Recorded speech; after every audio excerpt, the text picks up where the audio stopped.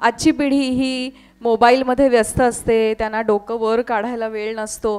खरंच ही कला बघितल्यावर असं वाटतंय का ही मुलं स्वतः गाण्याचा आनंद घेत, एकमेकांना सावरून घेत, एकमेकांना सांभाळून घेत त्यांनी इतकं बहारदार गाणं सादर केलं, तेव्हा असं वाटतं आहे शास्त्रीय संगीताला आणि सुगम संगीताला नक्की भविष्य आहे.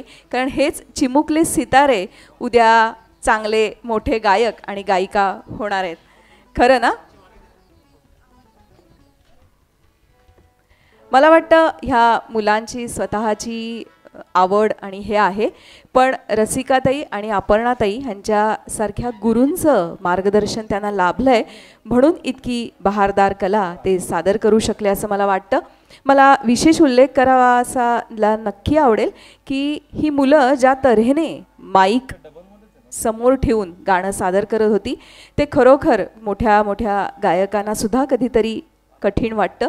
हे या मुलांना अगदी सहज शक्य झालं कारण रसिकाताईंनी गेल्या 3 महिन्यापूर्वीच किंवा मागच्या वर्षीपासनं मुलांना माईक समोर गाणं कसं सादर करायचं याचं शास्त्रशुद्ध शिक्षण ती स्वतः स्टुडिओमध्ये जाऊन देते. त्यामुळे मला वाटतं त्या मार्गदर्शनाचा हा असा सुंदर इफेक्ट होता. पुढच्या गाण्याकडे वळूया. राज कपूर दिग्दर्शकीय दृष्टी आणि संगीताचा कान असलेले एक उत्तम असे दिग्दर्शक. जर का आत्ताच्या काळात आपण राज कपूरना जर का पुढे आणायचा विचार केला तर मला दुसरं एक नाव ठळकपणे आठवतं, ते म्हणजे संजय लीला भन्साळी. रुपेरी पडद्यावर देखणं भव्य चकचकीत राजेशाही सादर करणं ही त्यांची खासियत. कथा मग ती गोष्ट काल्पनिक असो किंवा ऐतिहासिक, भन्साळी ऐतिहासिक घडलेल्या गोष्टींना सुद्धा स्वतंत्र दृष्टिकोनातनं बघतात आणि पडद्यावर दाखवतात चकचकीत भरजरी स्वरूपात.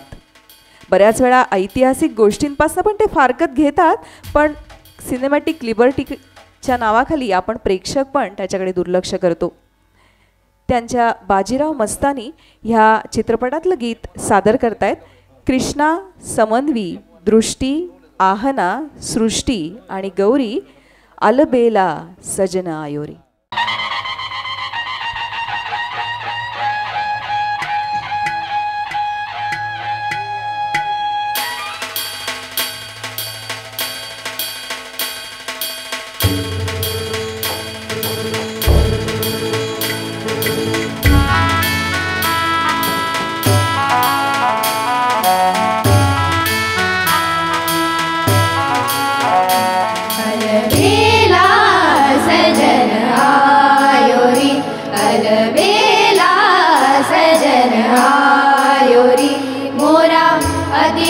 सुख आयोरी अलबेला सजन आयोरी मोरा अति मन सुख आयोरी अलबेला सजन आयोरी अलबेला सजन आयोरी.